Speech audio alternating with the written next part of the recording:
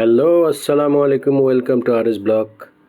আজকে হচ্ছে কি 1 মে, শ্রমিক দিবস, গভর্নমেন্ট ছুটি। আজকের দিনে একটু সকালবেলা বের হয়েছি একা একা, সবসময় তো ফ্যামিলি নিয়ে বের হই, একটু বাইকে আশেপাশে রাইড করার জন্য। চিন্তা করলাম একটা ব্লগ বানিয়ে ফেলি। আমার বাসা থেকে বের হয়ে পেট্রোল পাম্পে আসলাম তেল নিতে। তেল নেওয়া শেষ, এখন কোথায় যাব চিন্তা করতেছি, টিএসের দিকে যাই।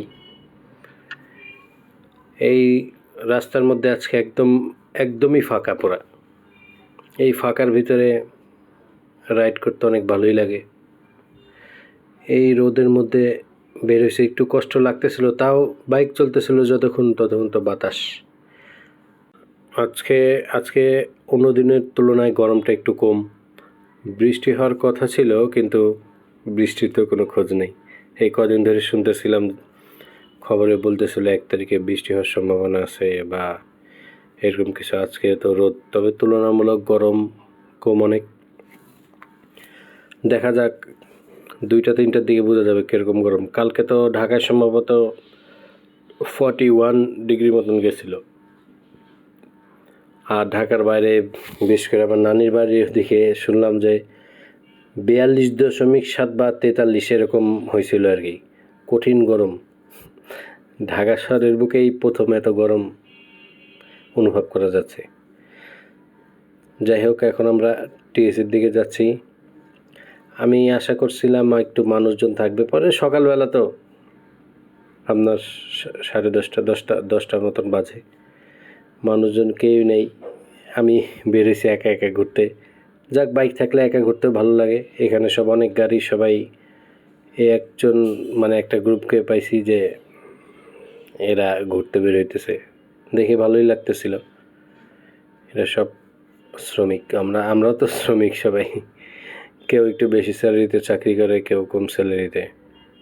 এই ভাই, মানুষ সবাই এক। এই যে লাল সাদা শাড়ি পরছে, কেউ পাঞ্জাবি পরছে, ছেলেরা, মেয়েরা শাড়ি পরছে। এখন আমি টিএসির দিকে যাচ্ছি। এই যে সেই দোয়েল চত্বর। রাস্তাঘাট অনেক ফাঁকা, পুরা ঢাকা শহরে আজকে ফাঁকা বলা যায়। ওই সুযোগ উঠে একটু বের হইলাম ঘুরতে, যে এরকম ফাঁকার মধ্যে আসলে অনেক ভালো লাগে মোটরসাইকেল নিয়ে রাইড করতে। যারা বাইকার তারা বুঝে।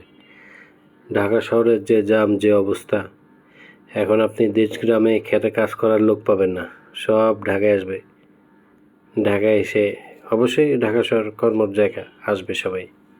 তবে যে অবস্থা, যে ভিড়, এই টিএসিতে কোনো প্রোগ্রামের দিকে, তবে ভিড় হবে আজকে বিকালের দিকে এখানে অনেক ভিড় হবে। আমি সকালে বেরিয়েছি, কেন বিকালে ফ্যামিলি নিয়ে বেরোবো। একটু জাস্ট বের হইলাম একা একা, চিন্তা করলাম একটা ব্লগিং করি। ঢাকা ভার্সিটি এরিয়াটা অনেক ভালো লাগে যখন ভিড় কম থাকে, সুন্দর নীরব। এখানে লেখা ধীরে চলুন। হ্যাঁ ভাই, আমি ধীরেই চালাচ্ছি।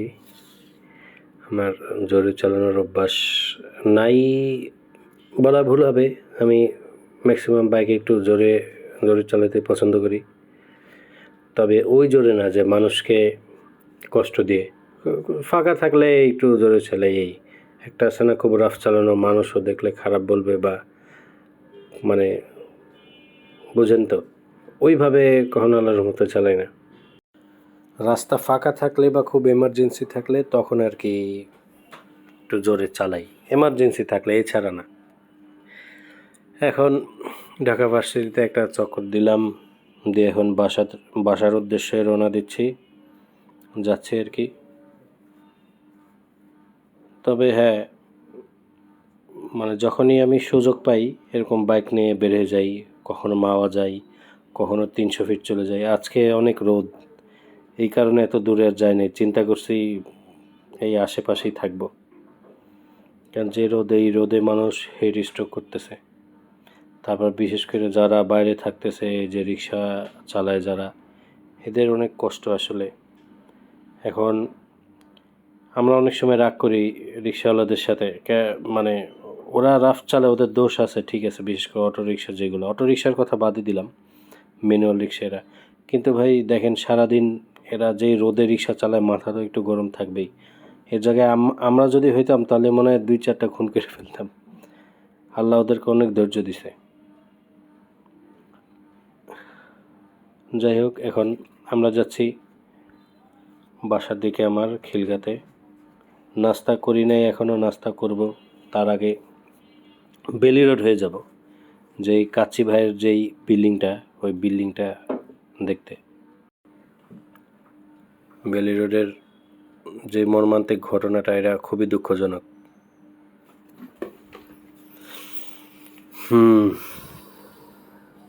এই কাচ্চি ভাইতে নাহলে আমি আর আমার ফ্যামিলি 10 বার বসছি মানে বেলি রোডেরটাতেই।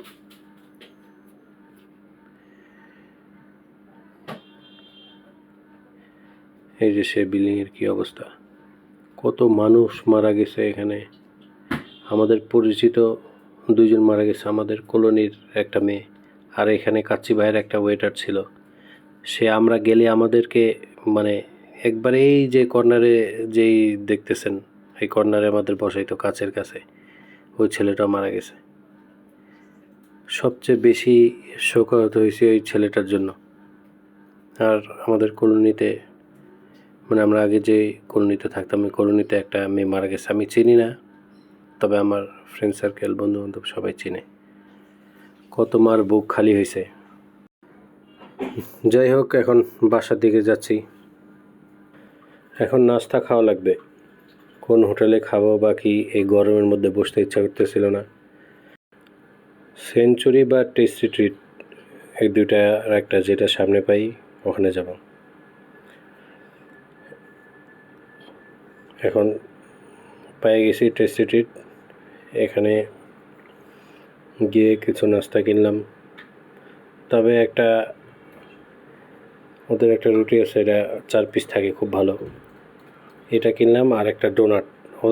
মেয়েটাকে জিজ্ঞেস করছে যে ডোনাটটাকে আজকের, ওনারা বলে হ্যাঁ আজকের। এই ডোনাটটা ভাই লোহার মতন শক্ত, এটা দিয়ে মানুষের মাথা ফাটানো যাবে। যাই হোক, মানুষকে এমনি ঠগাই খাবে তারা।